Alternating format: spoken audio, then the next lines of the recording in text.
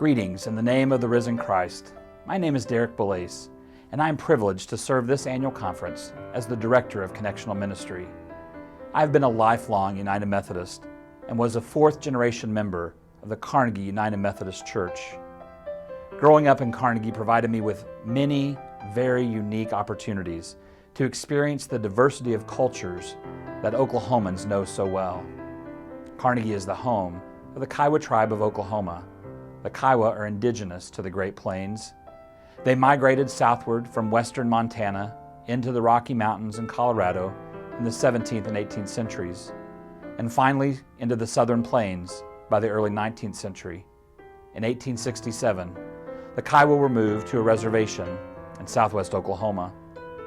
Going to school in the shadow of the tribal headquarters and counting a majority of my classmates as members of the tribe, it was a natural progression from acquaintance to friendship.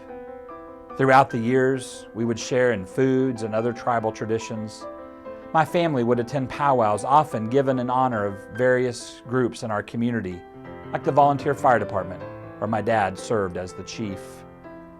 When I was in high school, the tribe wanted to share some of their culture through dance and story at a school assembly. Some of my fellow classmates were so upset by this that they asked their parents if they could skip the assembly. I was frankly astonished at the behavior. I couldn't understand why they would not want to attend and understand more about our classmates and their culture. What I do remember about the day is that it was beautiful. A few years later, my small United Methodist Church received a new pastor fresh out of seminary. He asked us if we ever did any activities or associated with one of the two Oklahoma Indian Missionary Conference churches in our community, Cedar Creek or Bowtone Memorial Church. The answer was sadly no. He then asked us why that was. In that moment, I was convicted. I was transported back to that moment in high school when I was incensed that my classmates didn't want to participate in Culture Day. A Culture Day. Here were two sister United Methodist churches in our own community, made up of our Native American brothers and sisters, and we had never once thought about being in community with them. You see, sometimes it's easier to wonder why others won't shatter their preconceived notions about another's culture, while you yourself allow opportunities to bypass you. I decided in that moment to make my own connections. I began to ask questions and engage in conversation with my friends and neighbors who were a part of the Bowtone and Cedar Creek Church. I began to research the OIMC and how it was formed. Took a closer look at the churches when I passed by and saw the familiar cross and flame adorning their welcome signs. I took steps inside the churches and was welcomed with open arms. I know this comes as no surprise to many of you, but shattering our own internal issues is a good first step to shattering other barriers. In Luke's 14th chapter, we read about two different dinner parties. In one case, people take the wrong seats, and in the other story, the invited guests don't even take time to attend the party.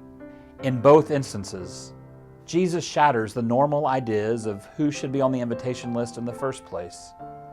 God's kingdom never seems to look at all like we think it does. Expectations are shattered, but it often begins with us sitting down at a table or accepting an invitation that we may not have expected. And our table companions, they may also be unexpected. I was disappointed in my friends who didn't want to attend that Culture Day in high school until I was confronted with the fact that my own small, mostly Caucasian church had not reached out to even fellowship with other United Methodists in our own community. It can be easier to judge another for their refusal to accept an invitation when you aren't even offering your own. These experiences continue to shape the way I understand my role as the Director of Connectional Ministry in this conference.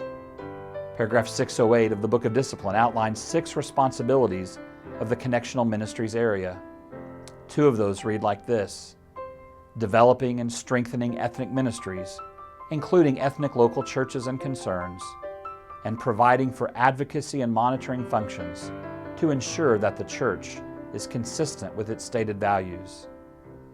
As our office focuses on these 2 responsibilities, we begin the hard work of shattering the stained glass windows and we do it together for the transformation of the world.